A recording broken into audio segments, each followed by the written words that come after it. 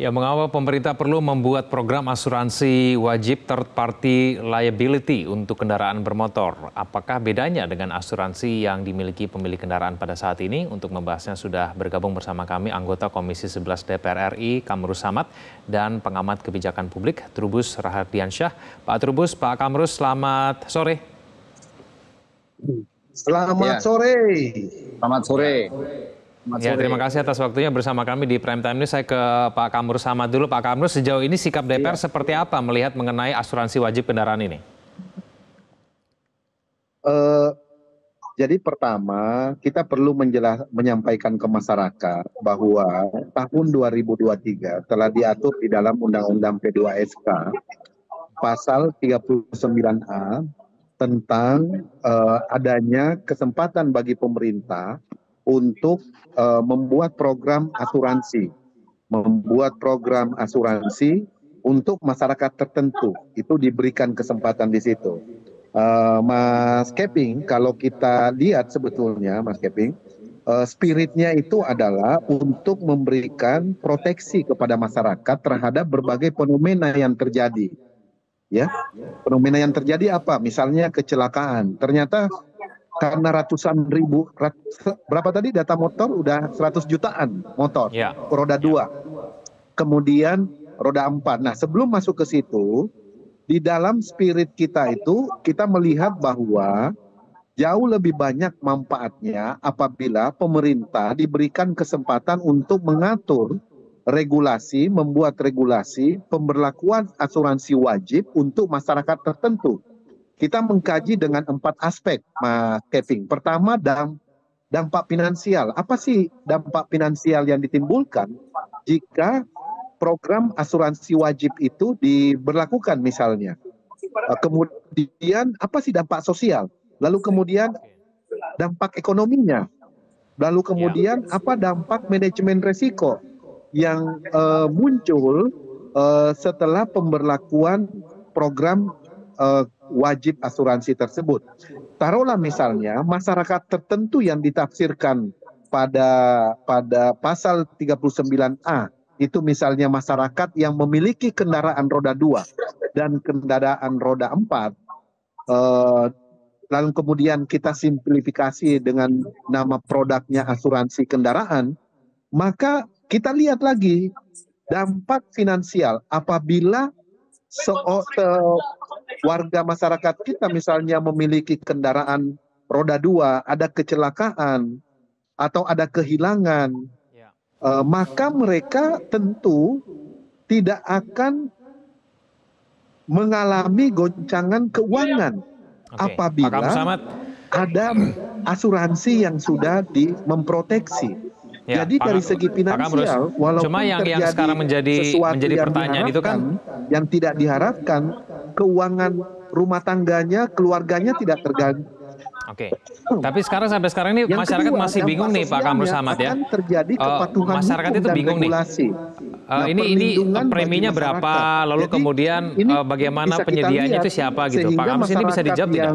Misalnya sering kehilangan kendaraan, jadi menangis karena kendaraannya masih leasing, mereka satu-satunya alat transportasi yang dipakai untuk kerja dan untuk melayani keperluan sehari-hari keluarganya, tiba-tiba mereka kehilangan. Nah, kalau ada asuransi, maka dampak sosialnya itu ada perlindungan bagi pemilik kendaraan. Misalnya kalau masyarakat tertentu kemudian pemerintah memberlakukan untuk asuransi kendaraan.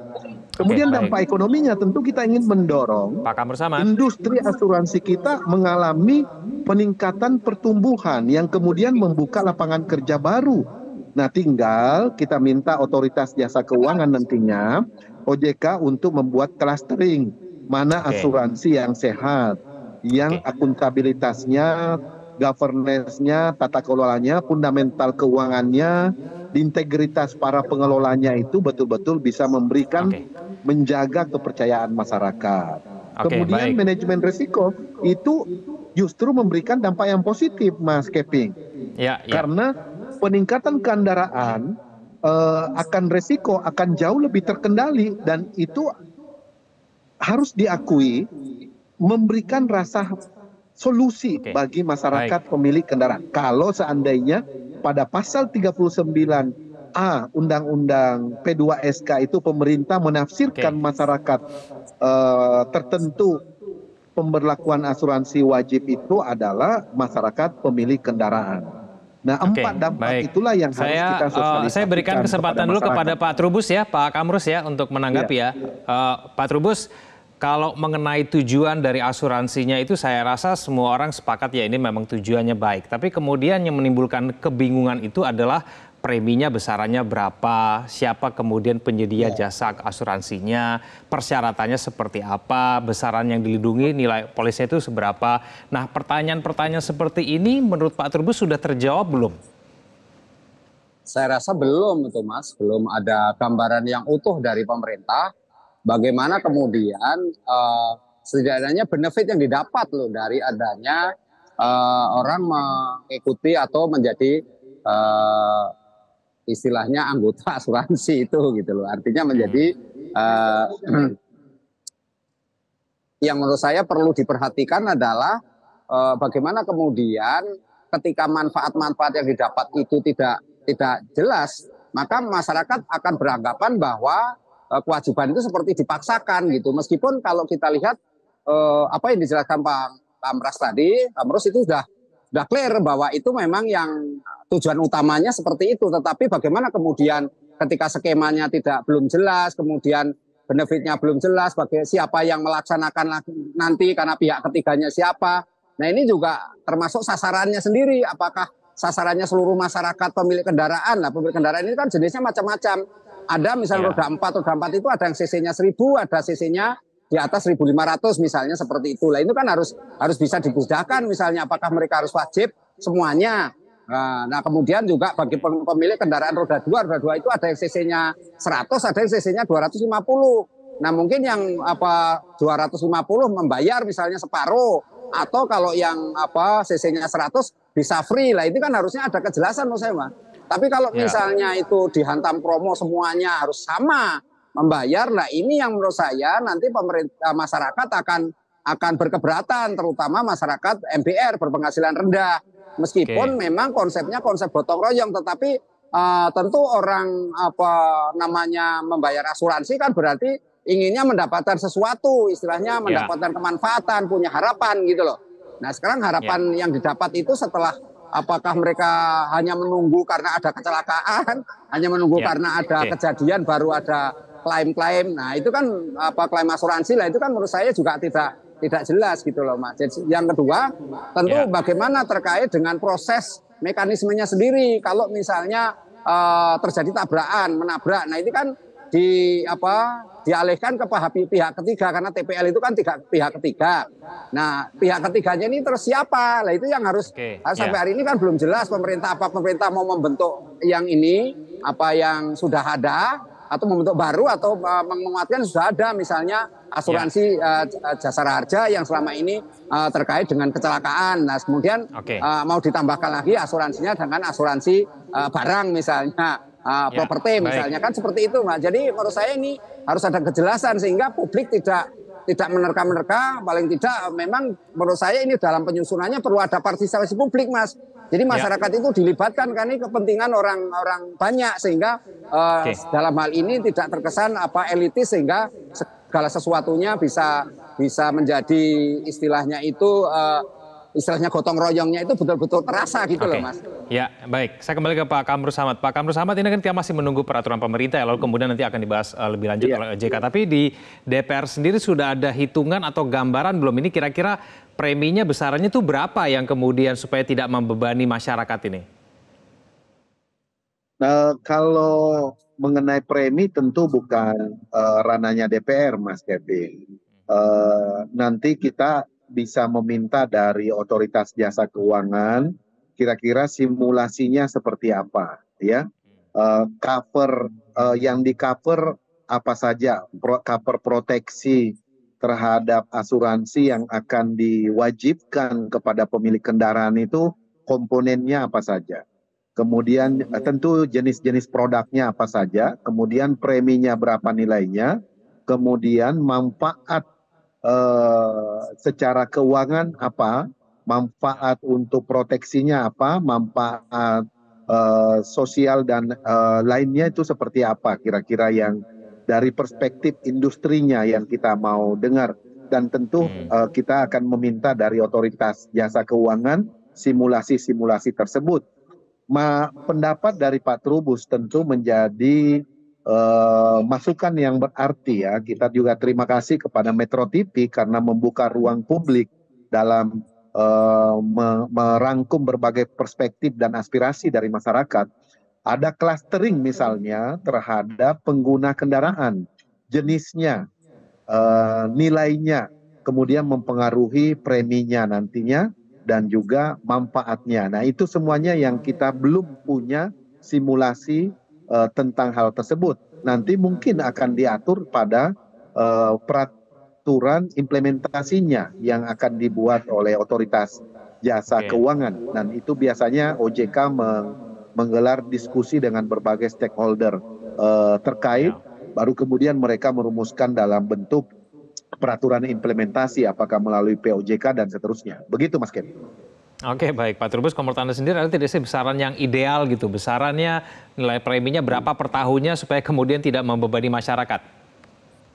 Iya, kalau menurut saya disesuaikan dengan ini Mas, penghasilan. Jadi kan gini, masyarakat ini kan ada yang kategori ASN, ya, pekerja yang tetap ASN. Kemudian ada pekerja swasta. Nah, pekerja swasta ini berapa nanti harus dihitung dari ini, karena ada yang penghasilannya berdasarkan cuma UMP Mas, punya UMP misalnya.